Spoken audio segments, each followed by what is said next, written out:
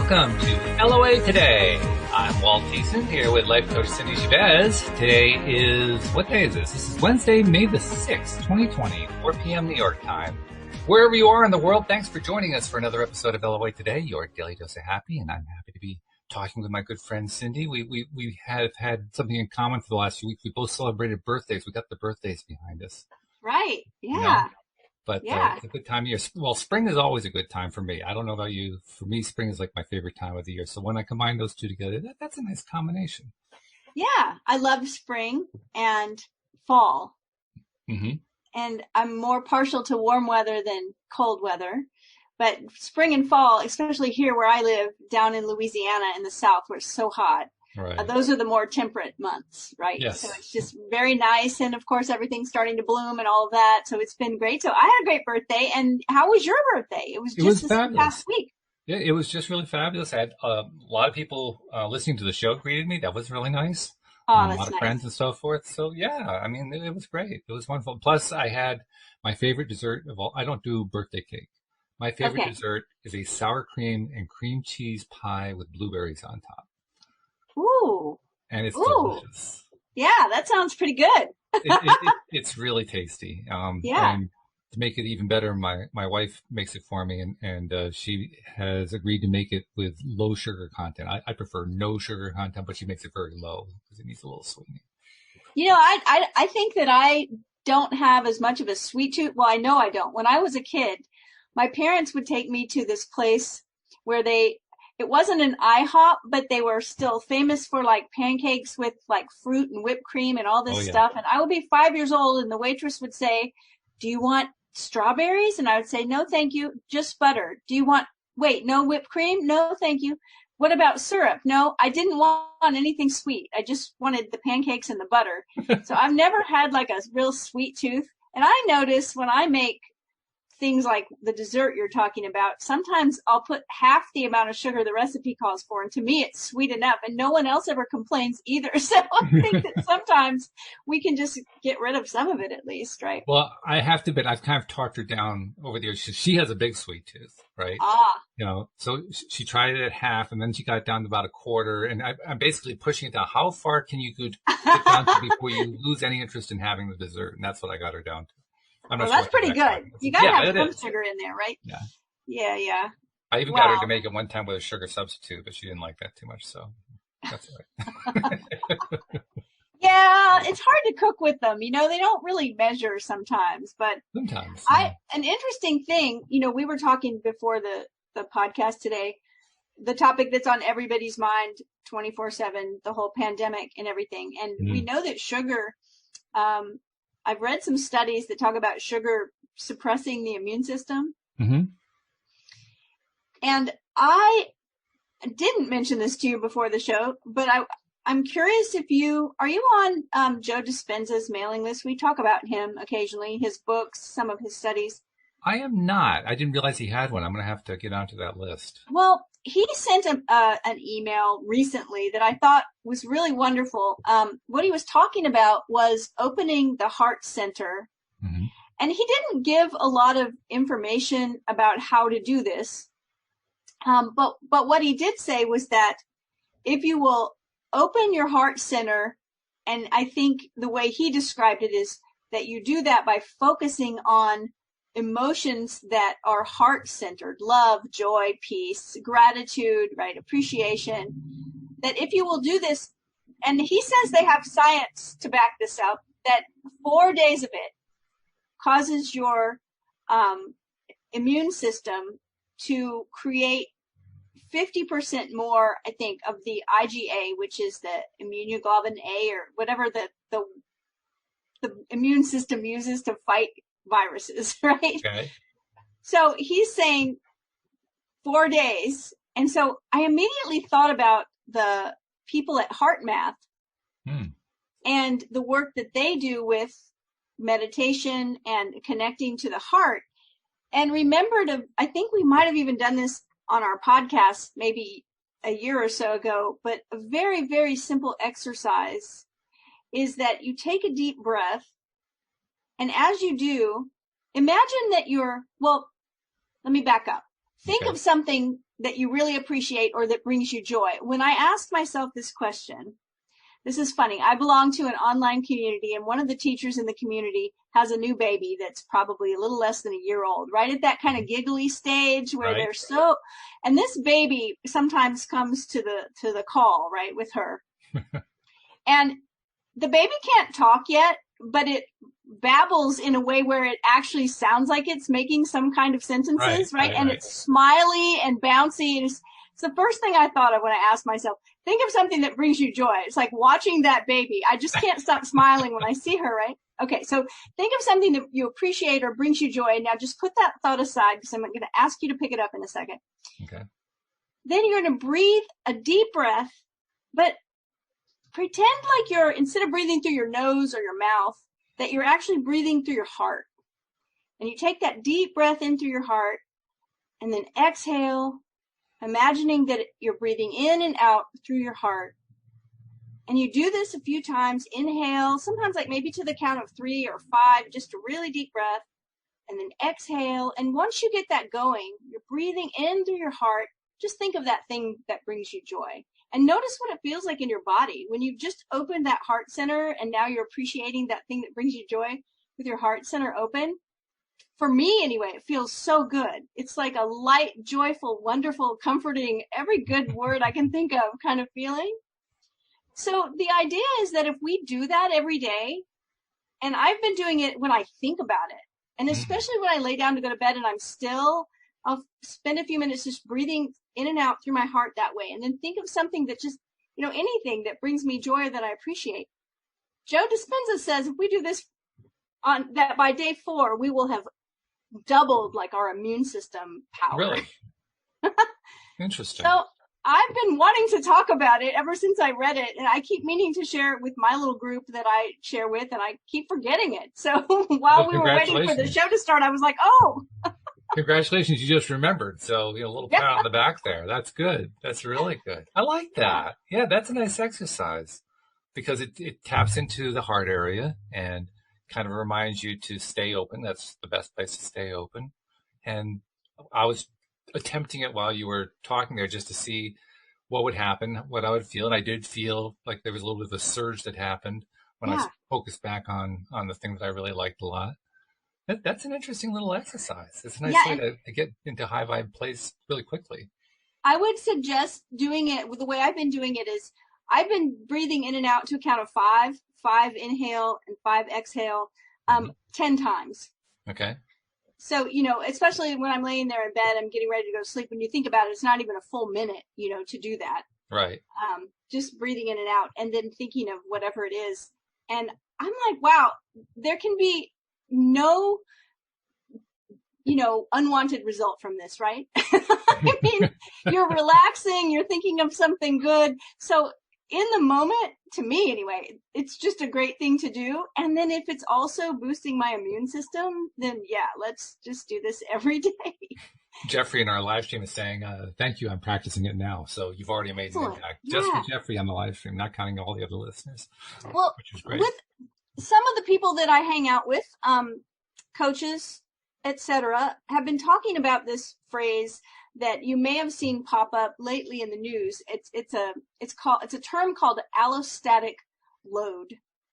I have not heard that. What it is it's the wear and tear that happens to your body when you're experiencing chronic and unrelenting stress. And so, we've been talking about our clients and how to help people and how to help ourselves through this time where I see it as a double stress. There's the stress of just knowing that this pandemic is happening and maybe being worried about ourselves, our own health, our family, our friends, the world at large, politics, whatever, like everything is so all encompassing.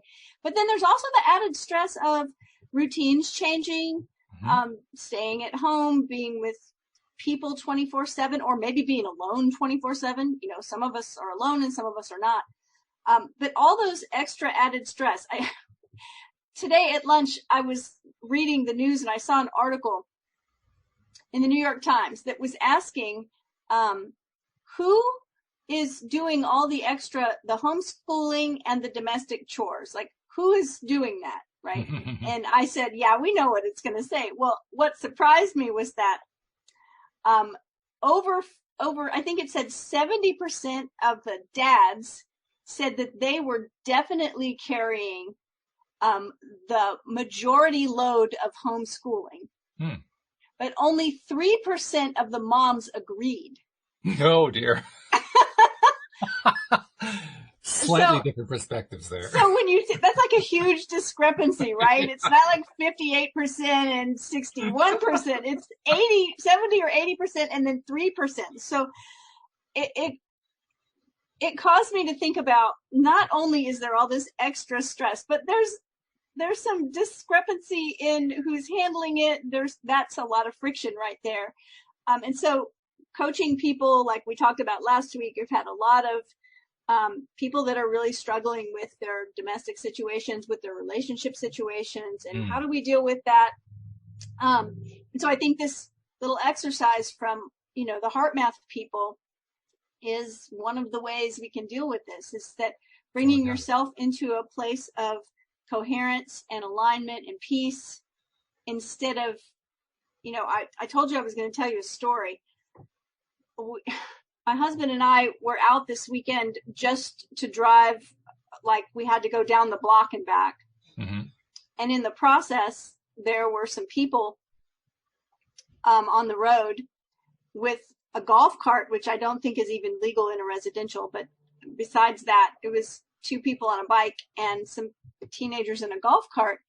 And we went around them, and we both cycle. So we're very conscious of obeying the laws of the road and, giving cyclists space and all of that. And they weren't riding, they were just standing there, and we went around them. And one of the people got very upset and was kind of throwing the arms up and gesticulating and mugging and, and so we stopped the car, and they came up to the car and proceeded to scream in our face obscenities for the longest time. As we just sat there looking back at them, they were so angry that they thought we did something wrong. I don't know, we came too close when we went around them, or, but it was like, oh my goodness, it was really awful. And we didn't know what to say, but just sat there listening to this, just screaming, full out screaming at top volume. And finally, my husband said, I am really sorry that I have upset you so much, and I hope you'll forgive me, which kind of threw this person off a little bit, like they didn't really know how to reply. They were looking for a fight. They didn't get a fight. That was the problem. And they yelled a couple more times. They yelled a couple more times, and then they walked away, and we drove away. I was like, wow, wow. So, the whole idea that I talk about is like learning how to enjoy things that don't feel good, right? So I looked at my husband and I said, wasn't that great? Didn't that feel wonderful? Yeah, no, it didn't really feel wonderful. We did laugh about it, and we talked about it a lot, and we thought, what would we have done different? But the thing that keeps coming up to me in my mind when I think about this episode is that someone was just really stressed out. No kidding. And just exploded at the slightest, here we're in a residential. We weren't going, 30 miles an hour. We're probably going 8 miles an hour. It just went around, right? But it's like sometimes when people it's that allostatic load, right? Sometimes people are carrying so much stress. It's just like the straw that breaks the camel's back. That's one of those times where it's really useful to ask yourself, whose energy is this? Yeah. And you didn't actually have an issue with that, I'm sure, just because of who you are and, what I know that you know. But for any of us, it can be a very discouraging and even frightening thing to run into a situation like that and to forget to ask the question, because then we start to think, well, what did I do? Right. And there was some of that, right? I mean, like I said, we talked about it probably way too much, because it just kept, it was such a shocking display that it was like, how we couldn't help but ask, like I said, what will we do different? Like, what did we do actually? Like, what just happened? Yeah. And if I would have been by myself, I I mean, you just said, it would be scary for some people. Yeah, it would be been scary for some people.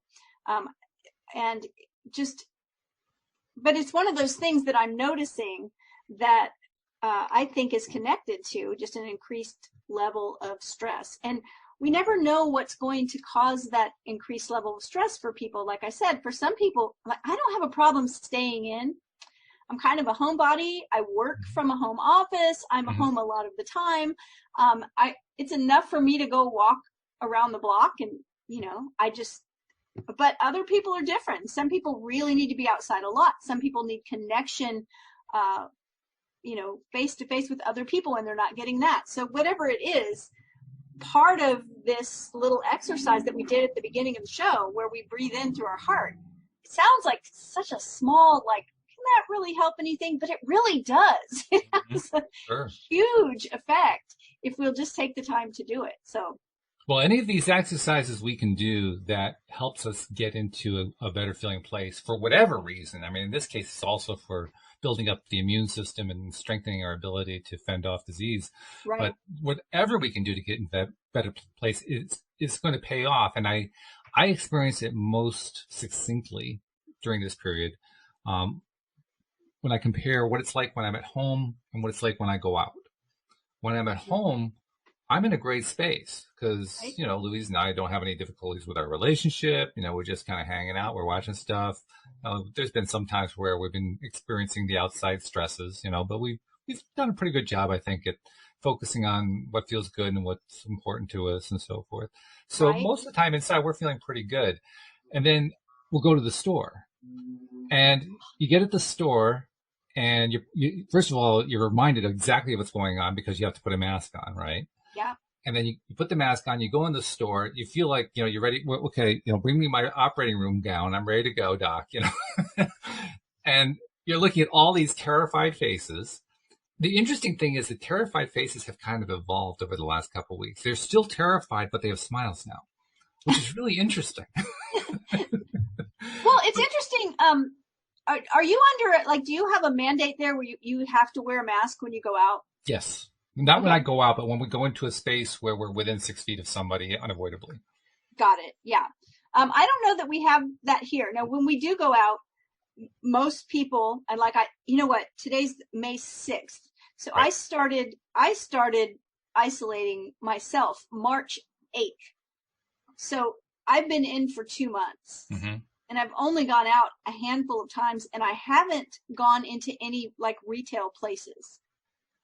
So my husband has been our designated grocery shopper, and he goes and does that. And because he has 6 or 7 planets in Virgo, we now have spreadsheets for all of our inventory of groceries. It's really fabulous. I love it. Huh? He's great. It's fantastic. He knows how many everythings we have and how many we need, and it's fantastic. Plus, whenever he grocery shops, he brings me back just, armloads of flowers. So you can see it. Oh, well, they're gorgeous, so the whole house is, it's great. But what he has noticed and told me about is the stores seem to be doing a great job here of only letting so many people go in at a time and keeping everyone, they have tape on the floor so you're in a section, no one will come up until you're done. But then he has seen people come in, no masks, no gloves, recognize each other and go, hey, and go over and start hugging each other. And it's just like, oh my gosh. And so that's the thing, that can be stressful if you are attempting to comport yourself by certain guidelines. And then you see people that aren't, then it feels like, oh my goodness, these people aren't playing by the rules. Right?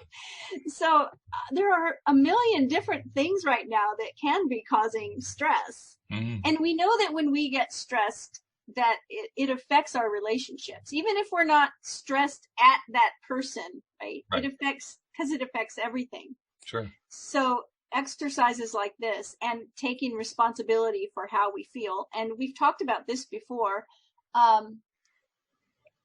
Just being able to have a good feeling vocabulary, which, sad, mad, glad, afraid. Those are the four main feelings, but then there are so many other ones: disappointed, frustrated, discouraged, encouraged, peaceful, happy, joyful. If we can work on that vocabulary, then even when we feel something uncomfortable, I was just coaching someone around this, that anger is okay. It's okay to feel angry. It's okay to feel frustrated. All those things that we've kind of judged as wrong and bad. Mm-hmm. And one of the ways that we can deal with those things is just to say it. Like, I feel so angry when I hear about this, right? Not I am angry, because I am so much more than anger, but I feel angry sometimes. So just to be able to say, I feel sad when I experience this. I feel angry. I feel frustrated about this. Sometimes that, just verbalizing that, takes the sting out of the emotion, and then it just passes, right? Sure. Well, you're recognizing it. You're embracing what it is that you're actually feeling, and of course it's going to take the sting out because it's being recognized. Exactly. And we can be witnessed, and we can be validated, right? Mm-hmm. Like if I say to you, oh, well, did you see this thing on the news? I saw it last night and I feel so angry when I see this. If you say to me, oh, I saw it and it didn't bother me too much, but I thought about this and it made me think about this. Or if you say, I saw it, it's frustrating to me too. All of that is validation. And then, and then those emotions can kind of leave, dissolve, right? They dissolve, instead of judging yourself that those emotions are bad, pushing them down, not expressing them at all. None of that ever works. Yep, that's true. It doesn't work to disperse it, to dissolve it. It just stays there.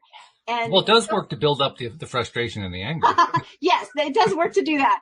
If you want to be successful at building up more and more uncomfortable emotions until you're a powder keg and someone goes by you and you go off on them and call them many names, then that's a good way to do it. Just don't ever express your emotion until it's built up so much that it's like a bomb going off. Yeah, I don't want to do that.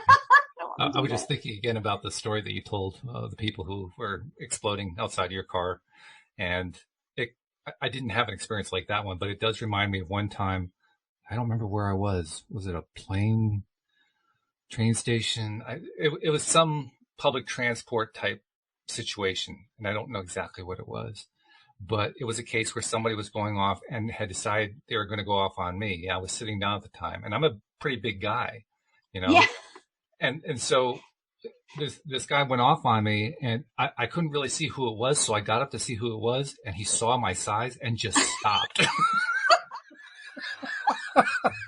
Well, I'm 5'1", so that doesn't work for me. It doesn't work. But I think that's so awesome. Yeah, it's funny though, because it shows a few things. First of all, it shows that when the situation has some kind of change in it, and that was just a minor change really, but when it has some kind of change in it, it's almost like we take a breath and we just stop and say, what am I doing? Ooh, yeah. Right. And that's, I think, what happened. I don't know what would have happened in your situation if I had been there and gotten out of a car and they saw how big I was. Maybe they would have just screamed louder. It could have worked either way. You never really know.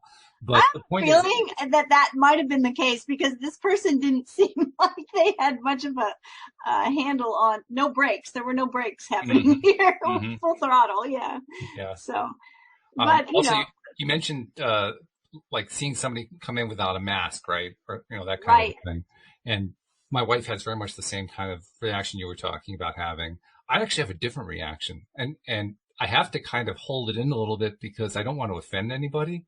But whenever I see somebody not following the rules like that, I think to myself, ooh, a rebel. Right. Well, and it wasn't so much the not wearing the mask as it was shaking hands and hugging. And, here in the South, like when you first meet someone for the very first time, someone says, oh, Walt, I'd like you to meet, so-and-so. Very often that person is going to hug you.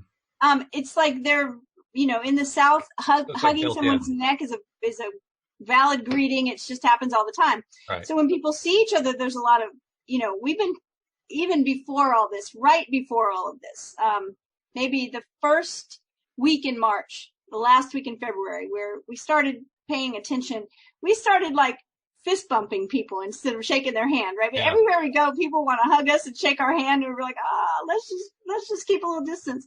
And so it's not so much the masks and gloves or not wearing them, but it's seeing people interact with lots of hugging and shaking hands, and it's like, oh my gosh, y'all, stop. I guess my point though is that you can have different people who will have different reactions to the same situation. Correct. And it kind of illustrates the fact we actually get to choose how we're going to react in any given situation. Not that we always have the presence of mind to remember, oh, I can react differently from the way I'm feeling. I don't have to go into this rage that I feel like going into, or I don't have to go into this laughter mode I feel like going into. Right. We don't normally do that, but we can. It is possible to learn to do that. Right. And that's the whole thing with, recognizing, and I know I always say to clients that I'm teaching this stuff to, is that this is advanced practice. Yes. Right. But the idea that we not only choose our thoughts and our emotions, but we can choose how we frame a sensation. Yeah. And, it's like I tell this story about, we all know, especially with this pandemic, we know that like body aches, if you have the flu or maybe, this disease, that your muscles will ache. Well, your muscles also ache if you go ride your bike 50 miles or if you do a hard workout in the gym. Sure. So if you wake up in the morning after a hard workout, or you've been, working in your yard for all day and you wake up and your muscles feel sore, you may have a response like, oh, this is kind of a good thing. I'm building some muscle. Man, I worked out hard yesterday. Sure. Good for me. No pain, no gain. But if you just wake up and your muscles are sore and you don't know why, you may be fearful and think, oh no, I hope I don't have the flu or whatever. So we get to decide how we experience sensation. And I think I talked about this. I've talked about it lots in the last few months, because I had my wrist in a wrist brace for a while. I don't have a wrist brace on now. Hooray! Yep. And I am writing again. And the pain is maybe at about 10%, where before it was like, it was debilitating. I couldn't write. The thing that finally worked, I was doing the Neville vignette, right? Mm-hmm. I told you that I was imagining myself writing. My short little vignette was that I was writing, and that I was saying to my husband, it's so great to be able to write again with no pain. Oh, that was my whole vignette. And I was doing that over and over as I fell asleep. The pain was lessening, but then it got to a point where it just kind of stayed there, and it still was really bothersome. And then I decided, okay, I teach this all the time. Maybe I can perceive this pain in my wrist as a pleasurable sensation. Ooh. What if this felt good to me? What if I liked it? That's advanced. And it's almost gone. Mm. And whenever I do feel it, I think, oh, yeah, that's right. I like that feeling. It doesn't hurt. I don't see that, right? So it reminds me of the movie Lawrence of Arabia. Remember that movie? Okay. I remember the movie. I'm not sure what reference you're making. There's a scene where he puts out either a match or a candle flame with his fingers. Oh, yes. Okay. Right? And somebody says to him, that it must hurt. And he said, well, of course it hurts. The trick is not minding that it hurts. Right? So I decided that I just didn't mind. Mm-hmm. I didn't worry about it. The other thing I stopped doing is wondering if it was going to heal. Oh, God, yes. So what I mean by that is, like, I realized that I would have a thought that would be like, I wonder if this is going to heal soon. I wonder if this is going to stop hurting. I wonder if it'll be like this forever. I wonder and I thought, wait a minute. If I'm wondering, then I'm not consciously creating anything. It's completely outside of my control if I'm just wondering if it's going to happen. That's true. So, no, it's not going to stay forever. And it is going to get better. And that Emile Coué affirmation from way back, right? Every day and every way I'm getting better and better. So I started with that, and then I worked my way into the Neville thing. And then I had the realization that I'm teaching people the shadow integration all the time. And part of it is reframing sensation. So I just decided I would actually enjoy the feeling that I was feeling in my wrist when it flared up. And it seems to have worked. It's almost completely gone. That's and I'm writing in a journal twice a day, which I wasn't able to even write a grocery list before. The pain was so bad. Right. and I'm writing, and yeah, it's like amazing. That's really interesting. So I know I feel like I've gone in a big circle here, but I said that to say, even in situations like we had where somebody was kind of going off on us in a very crazy way, we joked about it a little bit afterwards and said, wow, didn't that feel good? Now, I always have to make this disclaimer is that I'm never advocating that you should stay in any kind of situation relationally that is abusive. Right. So we're not talking about trying to enjoy while somebody's abusing you. That's not what we're talking about. Right. But with our own little frustrations and, stresses that we have, it's a trick that we can employ a little bit, see if it works. I think the same rule applies with this as applies with any time that we are exploring contrast, as Abraham calls it. Yeah. And that rule is very simply, you can explore it, just don't live there. Yes. You don't have to live in it, just, explore it for a little bit until you get an idea of, well, in Abraham's case, they explained it as, you've lived in it long enough to decide that you don't want that. So it fires off that rocket of desire and you decide, well, what is it that I do want instead? What is that rocket all about? Right. And that's how you kind of turn it around. Well, not quite the same exercise, but a very similar result in that you're not staying focused on it for a long period of time. You're embracing it. You're finding a way to come to terms with it so you can let go of it. The other thing is not to judge it. Mm-hmm. Like, I'm constantly reminding myself that our level of consciousness is directly related to our lack of judging. Mm-hmm. Right? So a very high level of consciousness, let's just say Jesus, right, could walk on water and work miracles. And then the very, very low level of consciousness is when we've all been there in that kind of victim energy mode where life is happening to us and we can't control anything and everything sucks and it's not going to get any better and why is this happening to me? So that's the very lowest level. And you can't create much consciously down there except for more victimhood and more things that don't feel good. And so we can judge, we can assess. There is a right kind of judgment, and that is when we're making a judgment about how something affects us, right? We're assessing the level of something. Right. Like when we're trying to determine the level of sensation, like I said, the pain level was like 10% or less, right? So we use these numbers to try to get a grasp on something. That's okay. We do that all the time. So we have to use logical judgments, intuitive judgments to figure things out. But what I'm talking about is labeling things good or bad. Right. For the most part, that's what I'm always going to be speaking about when I talk about judging things. So we say, oh, this situation is bad.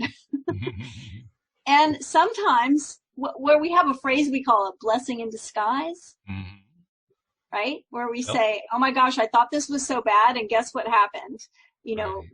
Something really great came out of this.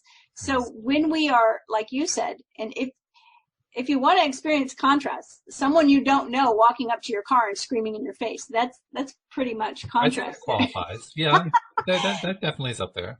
But all the contrast, I mean, we're all experiencing some level of contrast, especially now. If we'll stop judging it as bad or good, right, whatever we're experiencing, and just get curious about it, curiosity and judgment can't coexist. This is true. So if we let go of the judgment and get curious instead, we've automatically raised our level of consciousness closer to the level where we can create at will. That's the coolest part, when you can create at will. Then you've grown, you've really developed the skill, which is great. I love it. Yeah.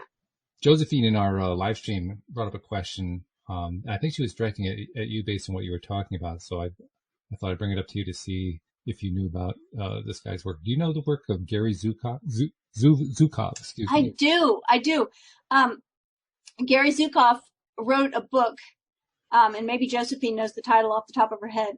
All she said was he talks about the danger of bottling up emotions on the heart and on the heart of the soul. Well, he wrote a book called The Seat of the Soul. That was one of the books he wrote, and there's another book too. And I read them both, and they're really fantastic books. Okay. Very, very enlightening books. I read them probably more than, I want to say, 20 years ago.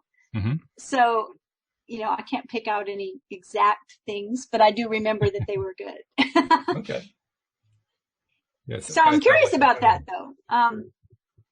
I think that, we have all these energy centers in our body, Mm-hmm. which we refer to as chakras. Mm-hmm. And we have the heart chakra, we have the throat chakra that affects our voice. We have, the third eye, intuition, the crown chakra, all the different energy centers, and we want to keep them balanced.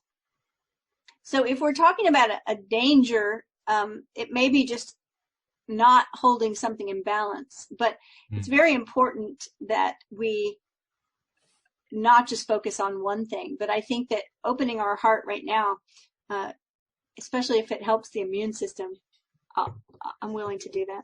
It also helps with dealing with the stress situations when they come up, just in terms of dealing with them. I mean, yes, certainly we want to keep the immunity high. That's right. This time, but it just staying open like that. It's almost like you put up a little defense against the emotions of the world that you don't want to have to come crowding in on your life, just because you're in that place. Well, and that's why I said, that the immediate results of it are so great. Just the immediate experience of those deep breaths, breathing in and out through your heart, imagining something that brings you joy. I mean, you feel it in the body, and it's a nice thing. It brings peace, brings some grounding. So to me, we have a word here in Louisiana.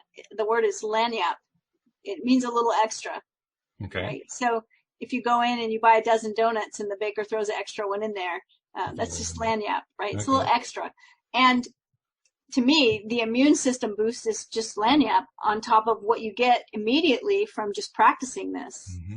Yeah. And so if we'll build it into our self-care daily habits that we just begin to do automatically, it's really nice. It brings an even sense and a sense of grounding and peace.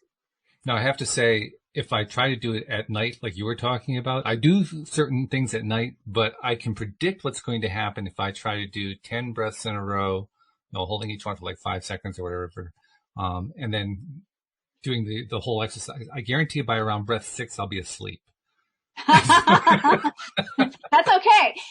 It's kind of funny. I've heard a lot of people say that when they meditate, and even I remember one time, maybe a year and a half ago, we led a meditation on the podcast. Yes. And someone that was listening live said, I don't know what happened, but all of a sudden I just heard you ending the meditation. And we laughed and I said, I don't know if I fell asleep or what happened. I was really relaxed. And all of a sudden I heard you counting us out. My thoughts have always been that if you fall asleep meditating, that you need sleep more than the meditation. And that's a good thing. It is a good thing. It's true. For people like me, that I often do fall asleep if I'm laying down for meditation.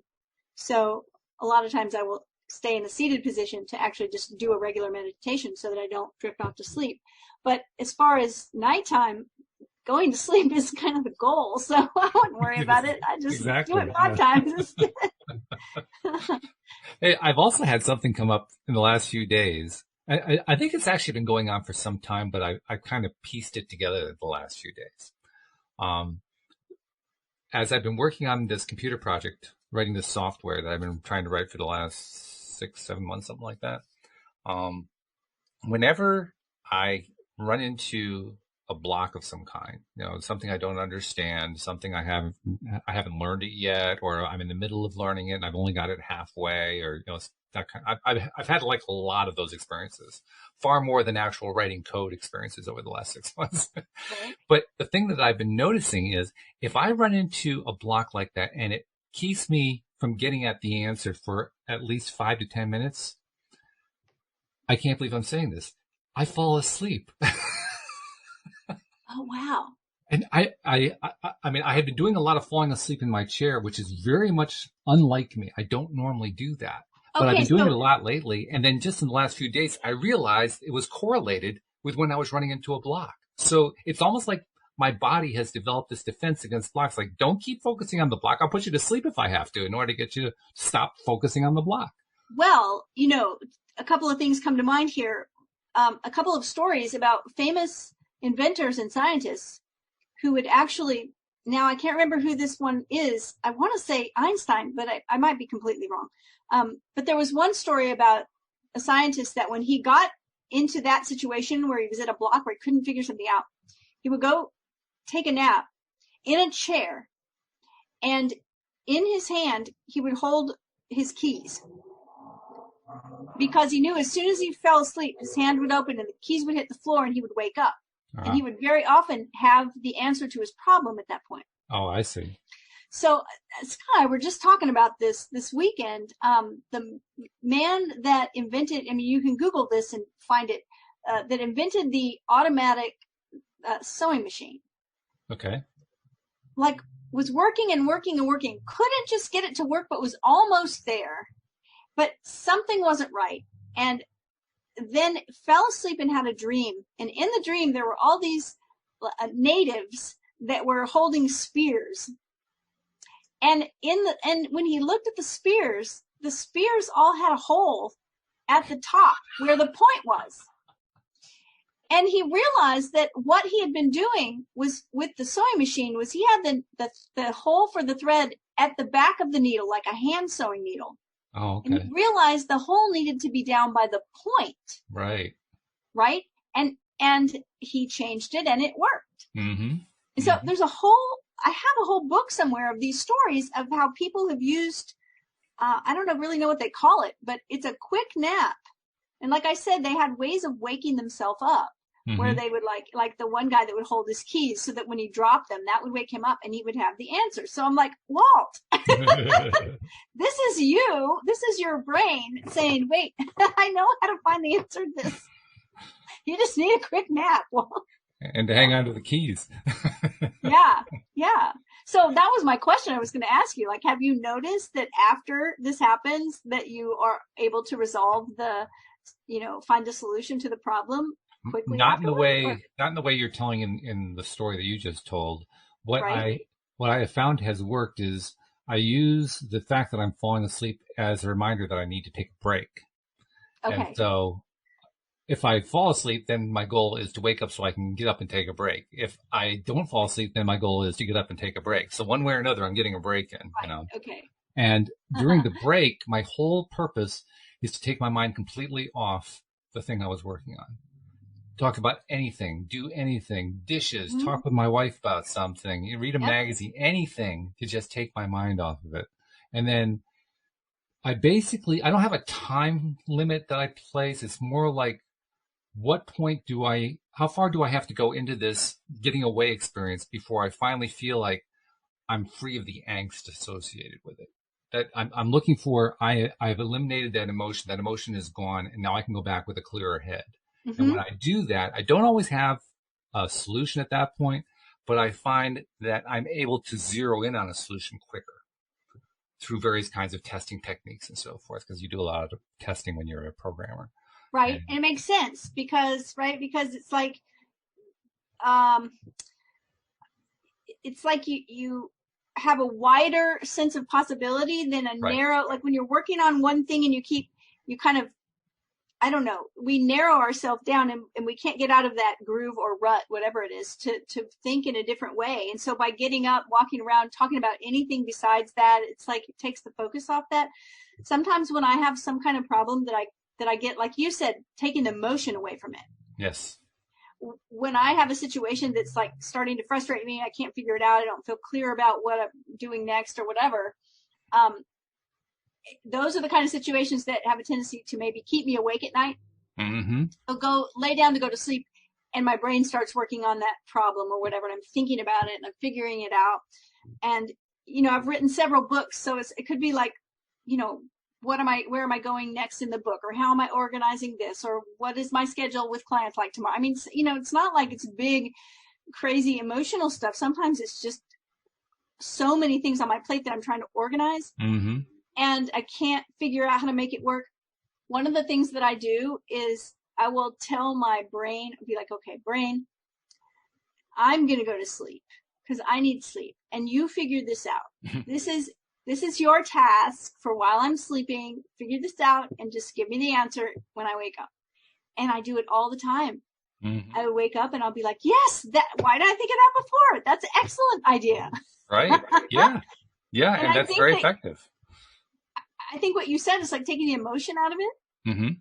Yep. Because I'll be like, okay, I'm not going to lose sleep. I'm not going to be frustrated. I don't like all this confusion that I'm feeling. So brain, you take care of it. Just do your work. And one of the emotions, I can't really put a typical emotion label to it, like, well, this is anger, or this is fear, or this is joy. It's not that kind of easily labeled emotion. But there's an emotion that I associate with with the state that I get into when I'm blocked. Because when I'm blocked, I tend to, okay, I'll think about this possible solution. No, that can't work. I'll think about this possible solution. No, that can't work. I'll think about this possible solution. No, that can't work. And I'll just keep going in a circle on all of these things that I've already gone over and concluded that they can't work, but I'll just keep going over them again. Well, I'll go back to that one. No, that still can't work. No, that one still can't work. I mean, it just becomes an endless loop. There's an emotion that's associated with that. It's kind of like a feeling of frustration. It's kind of like a feeling of intensity.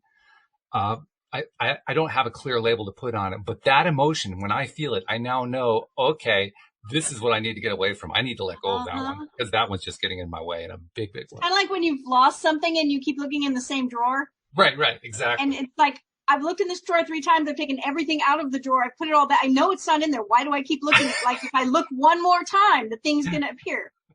I think they call that insanity, don't they? Repeating the same behavior over and over again, expecting a different result. Are you saying I'm insane?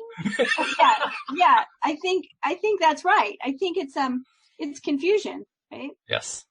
Yeah. And so, but you're right.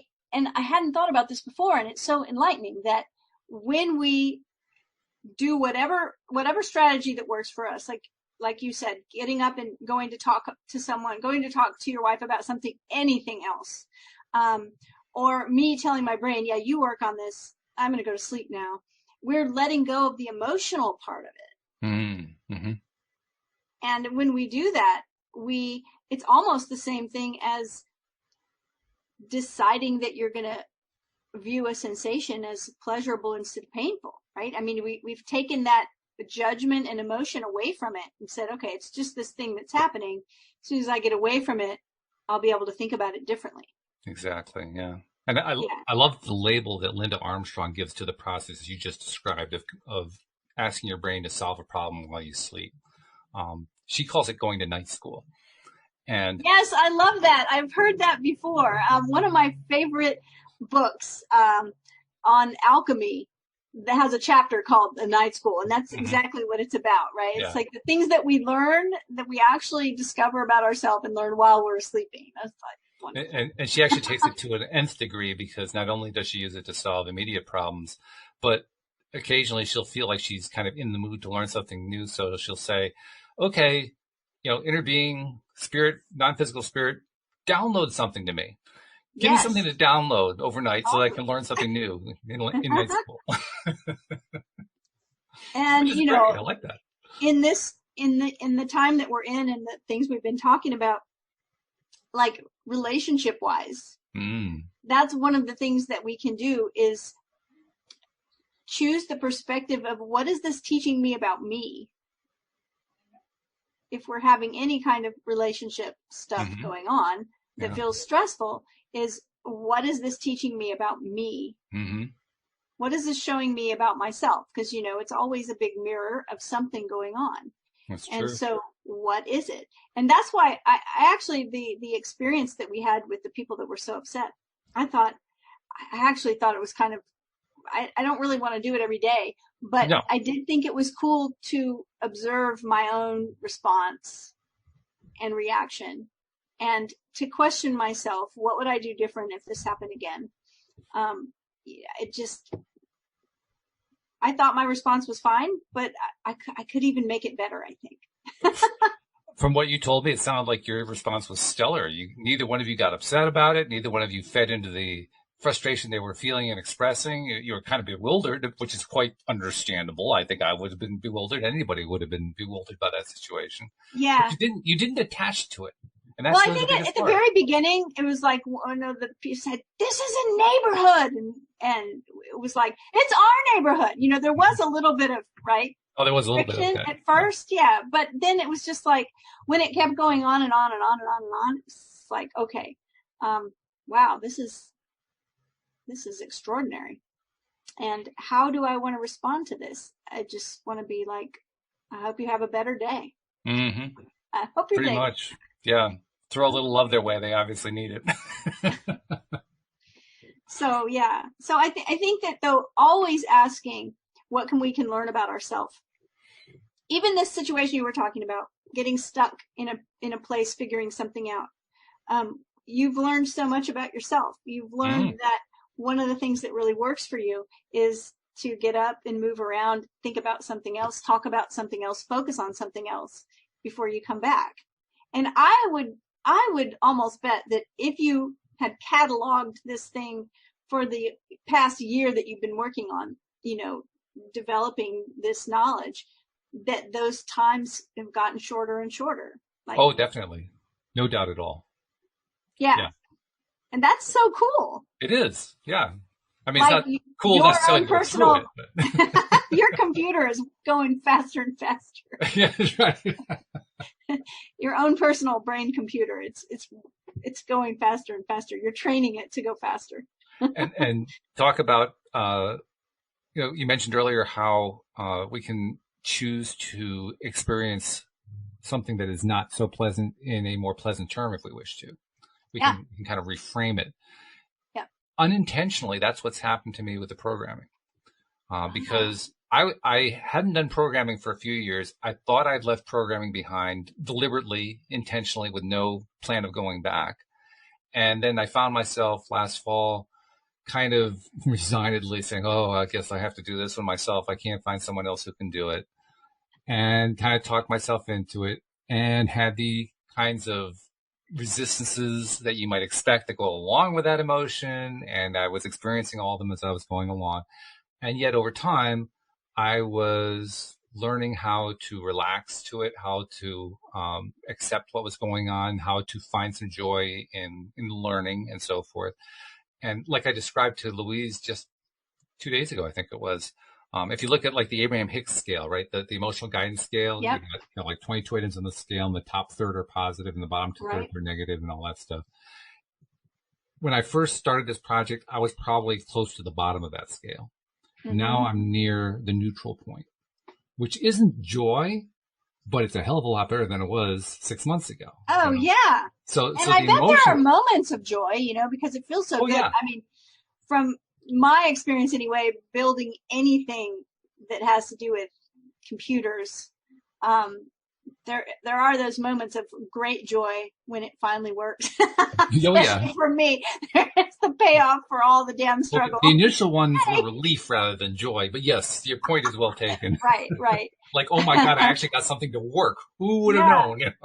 At least it's just like, oh, it's not broken anymore. Yeah. Well, but the unexpected part, this is the part I was leading up to. The unexpected thing that happened out of all this is that as the pandemic came along, I had already developed the habit of doing this work on a day-to-day basis. So what else was I going to do? I'm at home. I'm going to continue to do the project. Yeah. Interestingly enough, now as I'm working on the project, the pandemic goes right out of my head. I am completely 100% unaware of it. And I only become aware when I come out of the work. But as long as I'm doing that work, I don't have any awareness of it at all. Now, I didn't expect that when I first started, not even close. But that's so fantastic, too, because when you're completely out of it for that period of time, there's nothing that could be aligned with it. Yes. Right? Exactly. And none of us can remove ourselves completely from everything going on in the world. But to have those moments or chunks of time of respite like that, I think that's important because that helps with that allostatic load that we talked about. Oh, absolutely. Right? Yeah. In fact, believe it or not, and I still have to kind of shake my head when I even say this, when I think the thought, but I actually appreciate having the software work to do because it gets away from the other thing. No, It's like, oh, it's seriously. relief. It's actually relief to do programming. Who would Isn't have that thought funny? that could happen? Who would have thought? Now, okay, this is exactly what we were talking about, though, because we were talking about the concept of a blessing in disguise. Right. Not that the pandemic is a blessing. I'm not saying that, but what I am saying is, so often we judge a certain thing as we label it as a certain thing, and it turns out it can be something completely different. Yeah. So this work for you has shifted into something completely different. It's now offering you a respite from whatever's going on. I think we can recognize that everything is that way. Yes. Everything in our experience can be looked at from whatever angle we want to look at it from. Absolutely true. And that's really, I think, the big lesson. If we can, I can't emphasize this part enough. I didn't plan this. I didn't plan this thing to happen this way. Yeah. What I had done and what I've been doing for the last 10 years since I started, 7.5 years since I started doing the podcast, 10 years or so since I started learning about LOA, is focusing my attention on learning how to feel better. Doing, just one step at a time, little micro shifts, finding this thing that I like, finding that experience that I like, focusing more and more, getting drawn back over and over again to the stuff that I don't like, but persistently just insisting every once in a while I'm going to focus on something that I like and getting into that habit more and more. That pattern, I am convinced, is why I had this experience, because I kept looking for something that felt better, even if I didn't know how I was going to find it. I was going to say, even if you didn't identify it as being that at first, yeah, just because it had to find you. That's right. Because of the alignment process. Yes. Yeah, that that's alignment it. process, let it come in. And yeah. It was unintentional. It was certainly not planned, but it was very welcome. Very, right? very welcome. Yeah. So it's good stuff. Awesome. We talk often about how relationships are involved with every aspect of our lives. For me, this is about the relationship with ourselves. This is about my relationship with myself. And it's, I guess we think of our partners as our primary relationship. I think the relationship with ourselves is actually the primary relationship. It is. Everything is based off of that. Yeah. Every experience in your life is directly connected to your sense of identity. And that identity grows out of your relationship with yourself, what you think of yourself, the stories you tell about yourself, like that's all part and parcel to your relationship with yourself. So everything, it's like a mandala, and that's the middle. Everything sprouts out of that. So it's so important to tend to that relationship, which is why I said, when you have stresses that are, whether they're with another person, they're with your partner, they're with other things going on, we can always ask ourselves, what is there for me to learn about myself through all of this? Because what happens when I learn more about you? I deepen my relationship with you, right? So when I learn more about myself, I'm deepening my relationship with myself. Right. And everything's going to grow out of that. So you want to tend to it. It's a very powerful message. By the way, I had to share one other thing that Jeffrey shared in the live stream. He says Abraham Hicks talks about taking a nap when we're facing resistance. So I feel like I'm following Abraham's advice. Unintentionally, but I am following it. I know someone who is an expert manifester, and I am not a good napper. So me neither. Like, I just don't fall asleep in the daytime. But that's what she does. Mm-hmm. Something's bothering her. She's trying to manifest a certain thing. She just goes and takes a nap. So many times she wakes up and the thing just has worked itself out or whatever. It's pretty awesome. That is pretty awesome. By the way, besides my primary relationship with me and my other primary relationship with my wife and my good relationship with you here, there's also the relationship with all of our listeners, and I want to encourage more of them to become listeners. So let me take a moment to invite people who are not yet subscribers, become a subscriber. Please do. We really love to have you involved. And we love to have, if you can be part of the live stream, that's even more fun, but most people can't do that. That's fine. People have different schedules. But at least become a subscriber and get all the episodes that we do 5 days a week coming right to your device automatically. It's very simple to do. If you have not figured out how to do it yourself, just go to the website, loatoday.net. And at the top, you'll see instructions on how to become a subscriber, usually 1 or 2 clicks. And then, like I said, check us out on YouTube, because when we record this, we live stream to YouTube. People actually tune in and join us and share comments and so forth. And we often try to include them in the conversation. But you can actually see what we look like. You can see Cindy with her flowers behind her. You can see me with my planetary background and so forth. And so that just kind of adds to the fun. But find us on YouTube by searching for LOA Today podcast videos. Subscribe and click the little bell so you get notified. And follow us both ways. Follow us on YouTube and follow us on the podcast, and keep getting your daily dose of happy, because look what focusing on happy did for me. I've been focusing on happy for like the last 10 plus years. Unintentionally, I attracted this thing that I thought I didn't want to do, and it turned into an absolute blessing in the middle of the pandemic. I mean, that's the kind of serendipities that come just from focusing on happy. So focus on happy. Agree. I love it. So thank you very much, Cindy. As Thank usual, your insights are fabulous. Oh, thank you. Plus, your flowers are really fabulous, too. I just have to say. Gorgeous. They're gorgeous. Absolutely gorgeous. You did a great job on that one. No doubt. I'll tell him. Thank you, live streamers. We appreciate you. And especially we thank you to our podcast listeners as well. We will see you all next time here on LOA Today. Goodbye, everybody.